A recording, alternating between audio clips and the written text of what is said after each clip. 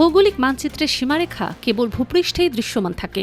মাটির হাজার ফুট গভীরে কিংবা অথৈ সাগরের তলদেশে কোনো কাঁটাতার বা কংক্রিটের দেয়াল তোলা সম্ভব নয়। ঠিক এই নিরেট বাস্তবতাকে হাতিয়ার করে বঙ্গোপসাগরের বুকে গত ১.৫ দশক ধরে চলছে শতাব্দীর সবচেয়ে লোমহর্ষক এবং সুপরিকল্পিত এক লুণ্ঠন। বাংলাদেশ অংশে কোনো গ্যাস উত্তোলন না করে বর্ডারের ঠিক ওপার থেকে শক্তিশালী প্রযুক্তির মাধ্যমে বাংলাদেশের ট্রিলিয়ন ট্রিলিয়ন ঘনফুট গ্যাস নিজেদের ভূখণ্ডে টেনে নিচ্ছে প্রতিবেশী দেশ ভারত ও মিয়ানমার। এটি কোনো প্রাকৃতিক দুর্যোগ বা আকস্মিক দুর্ঘটনা নয়, এটি পদার্থবিজ্ঞানের একটি অত্যন্ত সাধারণ সূত্রকে কাজে লাগিয়ে চালানো এক নগ্ন আগ্রাসন। ভূগর্ভস্থ প্রাকৃতিক গ্যাস সর্বদাই উচ্চচাপ অঞ্চল থেকে নিম্নচাপ অঞ্চলের দিকে ধাবিত হয়। এই বৈজ্ঞানিক নীতিকে পুঁজিতে পরিণত করে নয়াদিল্লি নেপিদো বাংলাদেশের সীমানার ঠিক গা ঘেঁষে স্থাপন করেছে দানবীয় সব ড্রিলিং রিগ এবং হাই ক্যাপাসিটি পাম্প। বিরামহীনভাবে গ্যাস উত্তোলনের মাধ্যমে তারা বর্ডারের ওপারে তৈরি করেছে এক বিশাল শূন্যস্থান বা লো প্রেশার জোন।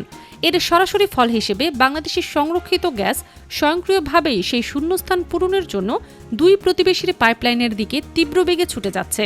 প্রকৃতির স্বাভাবিক নিয়মের আড়ালে চালানো এই ডাকাতির সাথে ইতিহাসের একটি ভয়ঙ্কর অধ্যায়ের সরাসরি মিল পাওয়া যায়। ১৯৯০ সালে উপসাগরীয় যুদ্ধের মূল কারণটি ছিল ঠিক এমন একটি ঘটনা। ইরাকের রুমাইলা তেলক্ষেত্রের ঠিক সীমানা বরাবর কুয়েত ক্রস বর্ডার ড্রিলিং প্রযুক্তি ব্যবহার করে মাটির নিচ দিয়ে বিপুল পরিমাণ তেল আত্মসাৎ করছিল। এই সুনির্দিষ্ট এবং প্রমাণিত চুরির জবাব দিতেই সাদ্দাম হোসেন সরাসরি সামরিক অভিযান চালিয়েছিলেন। আজ বঙ্গোপসাগরের তলদেশে ঠিক সেই রুমাইলা মডেলের নিখুঁত বাস্তবায়ন করে চলেছে ভারত।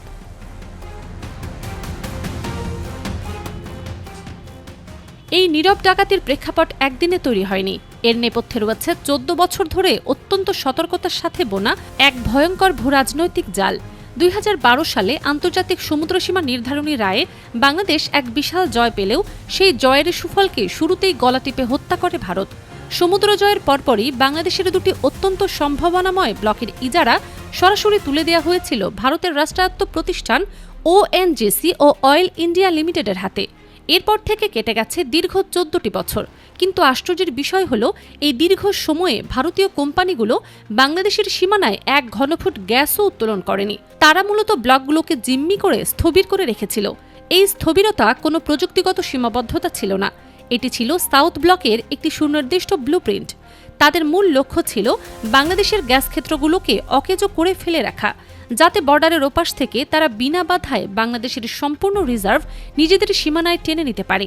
এই ষড়যন্ত্রের সবচেয়ে নগ্ন প্রমাণ পাওয়া যায় ভারতের নিজস্ব কার্যক্রমের দিকে তাকালে। বাংলাদেশের ব্লকগুলোতে যখন তারা কাজ ফেলে রেখেছে, তখন নিজেদের কৃষ্ণা গোদাবরী বেসিন থেকে মোদি প্রশাসন প্রতি বছর ৪০০ বিলিয়ন ঘনফুট গ্যাস তুলে নিচ্ছে। এখানে শেষ নয়, সমুদ্র মন্থন নামক এক মেগা প্রকল্পের অধীনে ব্ল্যাকফোর্ড ডলফিন রিগ ব্যবহার করে গভীর সমুদ্রে একের পর এক বিশাল গ্যাস ক্ষেত্র আবিষ্কার করে চলেছে ভারতীয় কোম্পানিগুলো। অর্থাৎ নিজেদের সমুদ্র সীমায় তারা সম্পদের পাহাড় গড়ছে, আর বন্ধুত্বের মুখোশ পরে বাংলাদেশের সমুদ্র সীমাকে সম্পূর্ণ পরিকল্পিতভাবে গ্যাসহীন মরুভূমিতে পরিণত করেছে।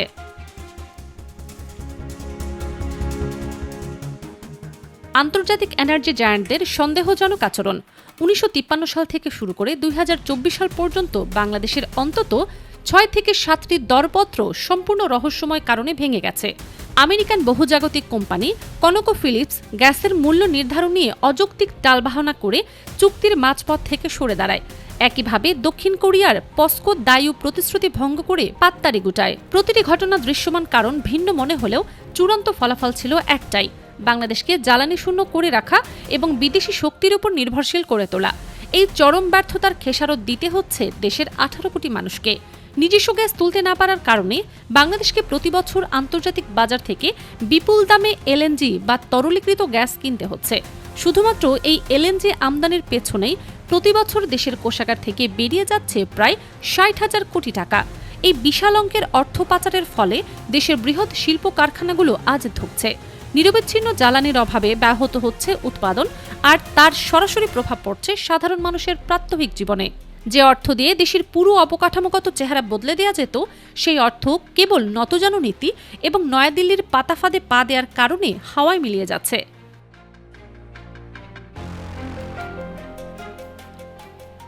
জ্বালানি খাতের এই দাসত্ব থেকে কিভাবে বের হতে হয় তার সবচেয়ে বড় এবং আপোষহীন উদাহরণ হল ইরান।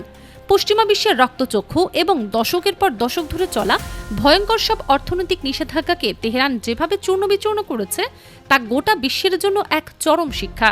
ইরান কখনোই তাদের জাতীয় সম্পদ এবং জ্বালানি খাতকে কোনো বিদেশি পরাশক্তি বা কর্পোরেট মাফিয়াদের হাতে তুলে দেয়নি। শত বাধা সত্ত্বেও তারা নিজস্ব প্রযুক্তি উদ্ভাবন করেছে এবং যে কোনো মূল্যে নিজেদের সম্পদের সার্বভৌমত্ব রক্ষা করেছে। আন্তর্জাতিক মহলের হাজারো হুমকির মুখেও ইরান প্রমাণ করেছে সদিচ্ছা এবং রাষ্ট্র কাঠামোতে দেশপ্রেম থাকলে মাটির নিচের সম্পদ রক্ষায় কারো দয়া দাক্ষিণ্যের প্রয়োজন হয় না। ঠিক এই ইরানি মডেলের সফল প্রয়োগ ঘটিয়েছে বঙ্গোপসাগরের আরেক পারের দেশ মিয়ানমার। সামরিক অভ্যুত্থানের পর পশ্চিমা বিশ্ব যখন নেপিদয়ের উপর কড়া নিষেধাজ্ঞা আরোপ করে এবং শেভরন বা টোটাল এনার্জির মতো আমেরিকান ও ইউরোপীয় কোম্পানিগুলো পাত্তারি গুটিয়ে পালায়, মিয়ানমার সরকার তখন বিন্দুমাত্র বিচলিত হয়নি। তারা পশ্চিমা হুমকিতে মাথা নত না করে অত্যন্ত সাহসিকতার সাথে সরাসরি হাত মেলায় চীনের সাথে। বেইজিংয়ের বিশ্ববিখ্যাত জ্বালানি কোম্পানি CNOOC এবং CNPCর অত্যাধুনিক প্রযুক্তি ব্যবহার করে মিয়ান পুরো বঙ্গোপসাগরের ভূরাজনৈতিক হিসাব নিকাশ উল্টে দেয়। চীনা প্রযুক্তির এই সরাসরি উপস্থিতির ফলাফল রীতিমতো অবিশ্বাস্য।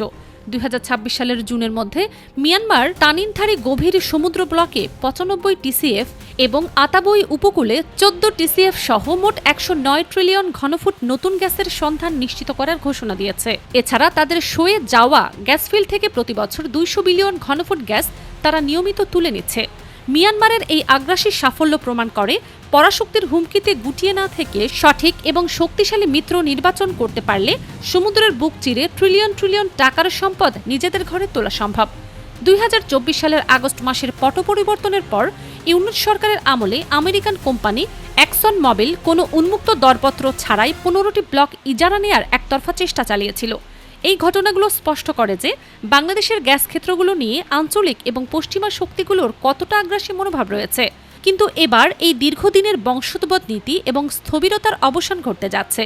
14 বছরের জমানো ক্ষোভ এবং দিল্লির সাজানো ছক ভেঙে চুরমার করতে দৃশ্যপটে হাজির হয়েছেন প্রধানমন্ত্রী তারেক রহমান। তারেক প্রশাসনের পররাষ্ট্র ও জ্বালানি নীতির মূল ভিত্তি হল সরাসরি এবং আপোষহীনভাবে বাংলাদেশ ফার্স্ট। এতদিন আমেরিকা ও ভারতের প্রচ্ছন্ন হুমকিতে চীনের বিশ্বমানের প্রযুক্তিভিত্তিক কোম্পানিগুলোকে বাংলাদেশের সমুদ্রপথে প্রবেশ করতে দেয়া হয়নি। এই অলিখিত নিষেধাজ্ঞা এবং মনস্তাত্ত্বিক বাধা চিরতরে উপড়ে ফেলতে তারেক রহমান চীনের সাথে এক ঐতিহাসিক এবং মেগা মাস্টার প্ল্যান হাতে নিয়েছেন। বেইজিংয়ের সাথে এই চুক্তির মূল উদ্দেশ্য হল বঙ্গোপসাগরে ভারতীয় আধিপত্যের কবর রচনা করা এবং অতি দ্রুততম সময়ের মধ্যে নিজেদের সমুদ্রসীমা থেকে গ্যাস উত্তোলন শুরু করা। মিয়ানমারে সফলভাবে প্রমাণিত চীনের অত্যাধুনিক ডিপ সি ড্রিলিং প্রযুক্তি এবার সরাসরি বাংলাদেশের ব্লকে নামানোর উদ্যোগ নেওয়া হয়েছে। এই মাস্টার প্ল্যানের খবর প্রকাশ্যে আসার পরপরই নয়াদিল্লির সাউথ ব্লকের রীতিমতো অস্বস্তি শুরু হয়েছে। কারণ চীনের উপস্থিতির অর্থ হল বর্ডারের ওপার থেকে পাম্প করে বাংলাদেশের গ্যাস চুরির যে অবৈধ মেকানিজম ভারত চালিয়ে আসছিল তার চূড়ান্ত এবং চিরস্থায়ী সমাপ্তি। একই সাথে তারেক রহমান সরকার দেশীয় প্রতিষ্ঠান বাপেক্সের সক্ষমতা বহুগুণ বৃদ্ধির কঠোর নির্দেশ দিয়েছেন। বিদেশি কোম্পানির উপর শতভাগ নির্ভরশীলতা শূন্যের কোঠায় নামিয়ে এনে বাপেক্সকে আধুনিক যন্ত্রপাতি ও আন্তর্জাতিক মানের কারিগরি সহায়তা প্রদানের মাধ্যমে স্বনির্ভর করা রোডম্যাপ তৈরি করা হয়েছে।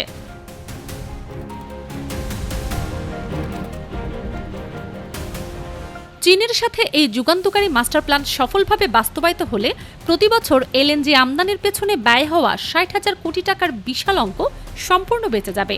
নিজস্ব গ্যাসে দেশের শিল্প কারখানাগুলো পূর্ণ সক্ষমতায় চলবে, যা অর্থনীতিকে রকেটের গতিতে এগিয়ে দেবে।